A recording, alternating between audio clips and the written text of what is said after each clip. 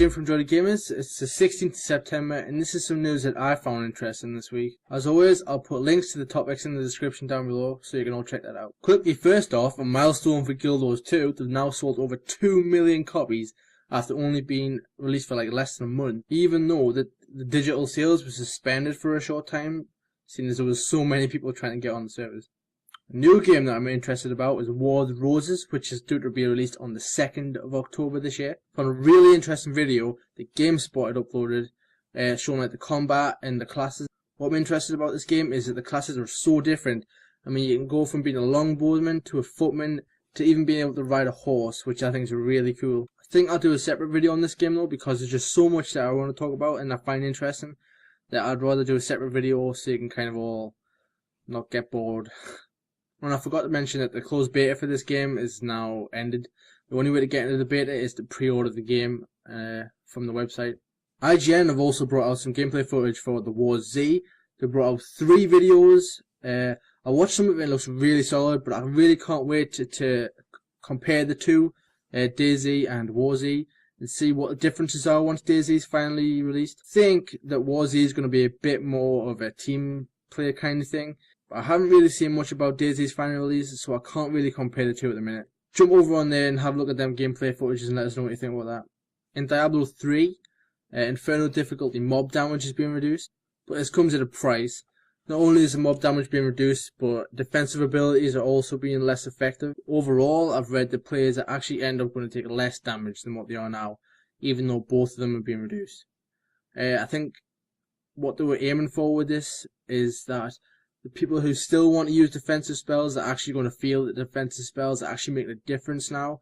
And players who want to do a more offensive role are going to be able to survive a bit longer than what they are. Now, this one's really interesting. 2 employees of Bohemia Interactive, the people that brought your armor, have been arrested by the Greek government on suspicion of espionage. They were found in possession of video footage and images of an airbase on the island of Lemnos, I think it's pronounced. I did read that Arma 2 were planning to recreate this airbase and island in Arma 3. I think it's really good that the game are trying to get as realistic as possible by getting real life footage and stuff like that and using satellites, which isn't illegal.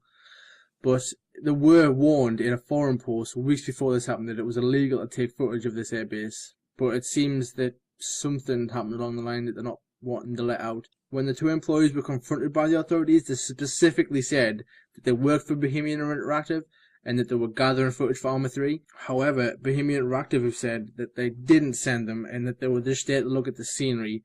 They weren't collecting data for Arma 3 or images like that. But I really want to see how this is going to work out. I mean, Bohemia Interactive are denying everything, and the 2 employees have said that they were sent there to get it. In League of Legends this week, Sinru was released.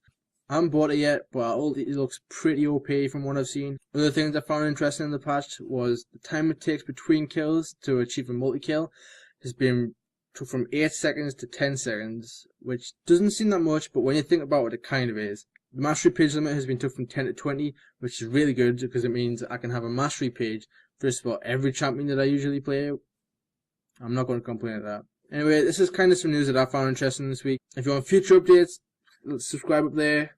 And I really want to know what you think about this Bohemia Interactive story. So put some comments down there what you think happened and how you think it's going to work out. But yeah, I think I'll do another video telling you a bit more about WarZ, because it looks so interesting compared to some games that are out now. I really can't wait to find out more about it. Thanks for watching. This is Jim from Geordie Gamers. Peace out.